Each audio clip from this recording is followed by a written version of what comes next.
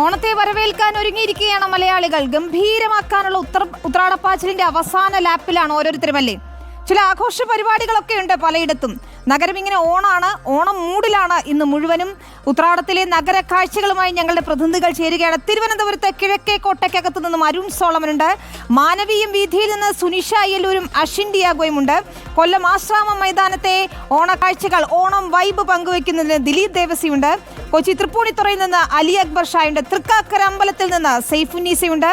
കോഴിക്കോട് മിഠായി തെരുവിൽ നിന്ന് സിനോജ് തോമസുമുണ്ട്. ആദ്യം സൈഫുന്നീസയിലേക്ക് പോകാം. സൈഫുന്നീസ, തൃക്കാക്കര അമ്പലത്തിലെ ഓണസദ്യ ഇന്ന് നാവിൽ വെള്ളം മൂറുന്ന ഓണസദ്യ അമീൻ പ്രേക്ഷകരിലേക്ക് എത്തിച്ചിരുന്നു.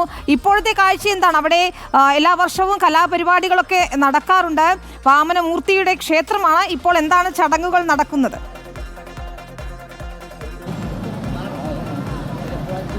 വിനീത, തൃക്കാക്കര അമ്പലം എന്ന് പറയുന്നത് കേരളത്തിലെ ഓണവിശ്വാസങ്ങളുടെ കേന്ദ്രമാണ്.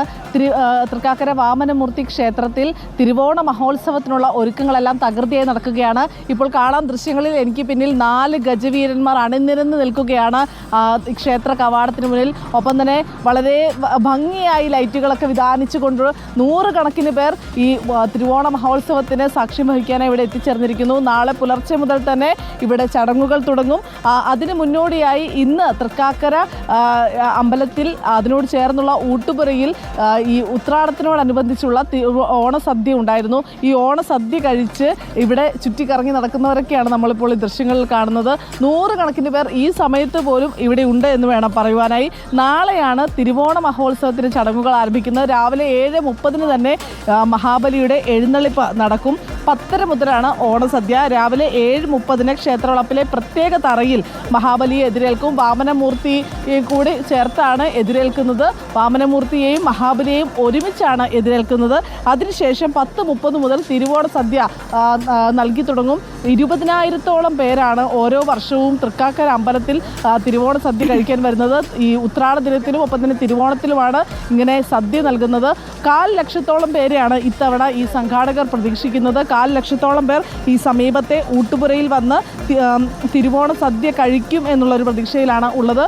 ഇതിനുശേഷം വൈകിട്ടോടുകൂടി കൊടിയിറക്കൽ ഉണ്ടാകും. 6-ന് ആറാട്ട് എഴുന്നള്ളിപ്പ് നടക്കും. രാത്രി 9 മണിയോടെ 9 ഗജവീരന്മാർ അണിനിരക്കുന്ന എഴുന്നള്ളിപ്പുണ്ടാകും. അതിനുശേഷം 11 മണിയോടുകൂടി ആറാട്ട് എഴുന്നള്ളിപ്പ് എതിരേൽക്കുന്നതോടെ ഈ വർഷത്തെ തിരുവോണ മഹോത്സവത്തിന് സമാപനമാകും. ഇനി ഒരു വർഷം കഴിയണം. അടുത്ത ഓണത്തിനാണ് തൃക്കാക്കര ഇതുപോലെ ഒരു ലൈറ്റും വെട്ടവും ഇങ്ങനെ ഒരു ആൾക്കൂട്ടവും ഒക്കെയായി കാണാൻ സാധിക്കുകയുള്ളൂ. നാളെ രാവിലെ ഒരു 10:30 മുതൽ തന്നെ 1000 കണക്കിന് പേർ തിരുവോണ സദ്യ കഴിക്കാനായി ഈ ഭാഗത്തേക്ക് എത്തും. ഇപ്പോൾ തന്നെ ഈ ഭാഗത്ത് കച്ചവടക്കാരും അതുകൂടാതെ മറ്റ് ആളുകളും എല്ലാം തന്നെ ഉണ്ട്. ഒരുപാട് പേർ, അതായത് മറ്റ് നാടുകളിൽ നിന്ന്, ഞാൻ നേരത്തെ കുറച്ച് സമയം മുമ്പ് മലേഷ്യയിൽ നിന്ന് വന്നവരെ പരിചയപ്പെട്ടു, ജാർഖണ്ഡിൽ നിന്ന് വന്നവരെ പരിചയപ്പെട്ടു. അങ്ങനെ കേരളത്തിലുള്ളവരോ അതല്ലെങ്കിൽ തൃക്കാക്കരയിലുള്ളവരോ എറണാകുളം ജില്ലയിലുള്ളവർ മാത്രമല്ല, നമ്മുടെ രാജ്യത്തിൻ്റെ ലോകത്തിൻ്റെ പല ദിക്കുകളിൽ നിന്നുള്ളവർ ഈ തൃക്കാക്കരയിൽ വന്ന് തിരുവോണ മഹോത്സവത്തിന് സാക്ഷ്യം വഹിക്കാൻ എത്തുന്നു എന്നുള്ളതാണ് ഏറ്റവും പ്രധാനപ്പെട്ട കാര്യം. ഒപ്പം തന്നെ ഏറ്റവും പ്രധാനപ്പെട്ട കാര്യം ഇവിടുത്തെ തിരുവോണ സദ്യയാണ്. തിരുവോണ സദ്യ കൊണ്ട് തന്നെയാണ് തൃക്കാക്കര അമ്പലം ഇത്രമേൽ പ്രശസ്തി ആർജിച്ചതെന്ന് തോന്നുന്നു. കാരണം 1,00,000-ഓളം പേർക്ക് സൗജന്യമായി ഭക്ഷണം ഇപ്പോൾ ഈ കാണുന്ന എനിക്ക് സൈഡിൽ കാണുന്ന ഈ ഒരു ഊട്ടുപുരയിലാണ് നാളെ സദ്യ ഉണ്ടാകുക. രാവിലെ 10:30 മുതൽ തിരുവോണ സദ്യ വിളമ്പി തുടങ്ങും. അതിനുശേഷം വൈകിട്ടോടു കൂടിയാകും ഈ എഴുന്നള്ളിപ്പും ഒപ്പം തന്നെ കൊടിയിറക്കൽ ചടങ്ങുകളെല്ലാം തന്നെ നടക്കുക. ഇപ്പോൾ തന്നെ അവിടെ 4 ഗജവീരന്മാർ അണിനിരന്നിട്ടുണ്ട്. നാളെ രാവിലെയോടുകൂടി 7:30 മഹാബലിയെ എതിരേൽക്കുന്ന ചടങ്ങുകൾ ആരംഭിക്കും. ഇവിടെ കച്ചവടമെല്ലാം തകൃതിയായി നിൽക്കുകയാണ്. അതായത് ഒരു നമ്മൾ ശിവരാത്രിക്കൊക്കെ കാണുന്ന ഒരു വൈബില്ലേ, ആ ഒരു അവസ്ഥയിലേക്ക് ഇപ്പോൾ ഇവിടെ ഈ ഈ ഉത്സവത്തിന്റെ അവസാനം വെടിക്കെട്ടോടുകൂടിയല്ലേ തീരുക. അവിടെ ഇപ്പൊ തന്നെ നമുക്ക് ലൈറ്റിംഗ് ഒക്കെ കാണാം, അതിമനോഹരമാണ്. സൈഫുന്നീസ പറഞ്ഞതുപോലെ കേരളത്തിലുള്ളവർ എറണാകുളത്തുള്ളവർക്ക് മാത്രമല്ല, പുറമേയുള്ളവരെല്ലാം തന്നെ എത്തുന്ന ഒരു ഉത്സവം കൂടിയാണ്.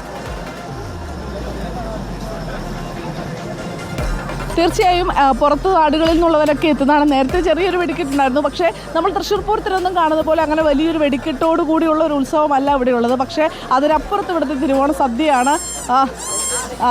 ഓരോരുത്തരും ഇപ്പോഴും രാത്രിയൊക്കെ വന്നുകൊണ്ടിരിക്കുകയാണ്. ഉത്സവം കാണാൻ വന്നതാണോ? ഉത്സവം കാണാമെന്ന്. എല്ലാ വർഷവും വരാറുണ്ടോ? ഞാൻ അങ്ങനെ വരാറില്ല, ഒരു 5-6 വർഷം മുമ്പ് വന്നതാണ്, പിന്നെ വന്നിട്ടില്ല, ഇപ്പോഴാണ് ഫസ്റ്റ് ടൈം വന്നത്. ഓണത്തിന് വളരെ പ്രധാനപ്പെട്ട ഒരു ക്ഷേത്രമാണ്. ഓക്കെ, അങ്ങനെ തന്നെയാണ്. കൂടുതൽ നമ്മൾ തിരുവോണമെന്ന് ഓർക്കുമ്പോൾ തന്നെ തൃക്കാക്കര അമ്പലത്തിനെ കുറിച്ചാണ് നമ്മുടെ മനസ്സിലേക്ക് വരുന്നത്. ഇതായി നാളത്തെ ഓണത്തിൻ്റെ ഒരുക്കങ്ങളൊക്കെ. ഓണത്തിൻ്റെ ഒരുക്കങ്ങളെല്ലാം ആക്കി. കഴിഞ്ഞ വർഷമൊക്കെ ഞങ്ങൾ പുറത്തുനിന്നാണ് വാങ്ങിച്ചത്, അപ്പോൾ അതത്ര പോരാ, എന്താ വില എല്ലാത്തിനും തന്നെ ഉണ്ടാക്കി. അപ്പോൾ കുറേ ദിവസം നമുക്ക് കഴിക്കാമല്ലോ, നല്ലത് കഴിക്കാം. നാളെ ഇങ്ങോട്ട് പോരും, നാളെ ഇവിടെ തിരുവോണ സദ്യയല്ലേ? ഉണ്ട്, നാളെ ഇങ്ങോട്ട് വരും. ഇപ്പോൾ ഇവിടെ പറയുന്നുണ്ട് 25,000 പേരുടെ ഊണാണെന്ന് പറയണ്ടേ. അപ്പോൾ നാളെ ഉച്ചയ്ക്ക് ഞങ്ങൾ ഇവിടെ വരാമെന്ന് ഓർക്കണം. അത് ആർക്കും പ്രേക്ഷകരെ ശ്രദ്ധിക്കുക, ഇവിടെ ആർക്കും കയറി വരാം. അങ്ങനൊരു മതത്തിൻ്റെയോ മറ്റു ഒരു വേർതിരിവും ഇല്ലാതെ എല്ലാവർക്കും തിരുവോണ സദ്യ വിളമ്പുന്ന ഒരു നാടാണ് തൃക്കാക്കര. തൃക്കാക്കരയിൽ അങ്ങനെ ഒരു ആഘോഷം എങ്ങനെയുണ്ട്? ഓണത്തിൻ്റെ വൈബിലാണോ? വളരെ അടിപൊളിയായിട്ടുണ്ട്. നാളെ ഉത്സവത്തിന് ഉണ്ടാവുമോ തിരുവോണ സദ്യ? ലൈവായിരുന്നോ? എനിക്ക് താല്പര്യമില്ല കേട്ടോ, സോറി. സൈഫുനിസ, കൂട്ടത്തിലൊരു കാര്യം ചോദിക്കട്ടെ, വീട്ടിലെ ഓണാഘോഷം എവിടം വരെയായി? കാളനും പുളിയിഞ്ചിയും ഒക്കെ തയ്യാറാക്കി വെച്ചിട്ടാണോ ഇപ്പോൾ റിപ്പോർട്ടിങ്ങിന് എത്തിയത്, അതോ ഇത് കഴിഞ്ഞിട്ട് വേണോ വീട്ടിലെ ഉത്രാടപ്പാച്ചിൽ തുടങ്ങാൻ? നാളെ വീട്ടിൽ സദ്യ ഉണ്ടാക്കിയാലോ എന്ന് ഉമ്മ പറയുന്നുണ്ട്. അപ്പോൾ ഞാൻ വൈകിട്ട് രാവിലെ കുട്ടികൾക്ക് പൂക്കളിടാനുള്ള പൂവൊക്കെ വീട്ടിലെത്തിച്ചിട്ടുണ്ട്. രാവിലെ അവർ പൂക്കളമൊക്കെ ഇടും. അതിനുശേഷം അമ്മ തിരുവോണ സദ്യയൊക്കെ ഉണ്ടാക്കാമെന്നാണ് അറിയിച്ചിരിക്കുന്നത്. ഞാൻ പറഞ്ഞു ഇങ്ങോട്ട് വരെ നമുക്ക് തിരുവോണ സദ്യ ഇവിടെ തൃക്കാക്കര അമ്പലത്തിൽ നിന്നാക്കാം, ആലോചിക്കാം എന്ന് പറഞ്ഞിട്ടുണ്ട്. കുഞ്ഞുങ്ങളെ കൊണ്ട് വരുന്ന ഒരു ബുദ്ധിമുട്ടൊക്കെ ആലോചിച്ചിട്ടൊക്കെയാണ്. ഒരുപക്ഷെ നമ്മുടെയൊക്കെ കുട്ടിക്കാലം എന്ന് പറയുന്നത് ആ കാലത്തൊക്കെ ഓണസദ്യക്ക് വേണ്ടിയുള്ള ഒരു കാത്തിരിപ്പുണ്ട്. കാരണം അപൂർവമായൊക്കെയാണ് നമ്മൾ സദ്യ കഴിക്കുക. ഏതായാലും കുട്ടികൾക്കൊപ്പം ഓണം അടിപൊളിയാക്കുക. തൃക്കാക്കര അമ്പലത്തിൽ നിന്നുള്ള ദൃശ്യങ്ങളാണ് സൈഫുനിസ അലിയാർ എത്തിച്ചത്. അവിടെ ആഘോഷമാണ്. തൃക്കാക്കര വാമനമൂർത്തി ക്ഷേത്രത്തിൽ ഉത്സവം അങ്ങനെ അടിപൊളിയാക്കുകയാണ്. വിപണി സജീവമാണ്. നമുക്ക്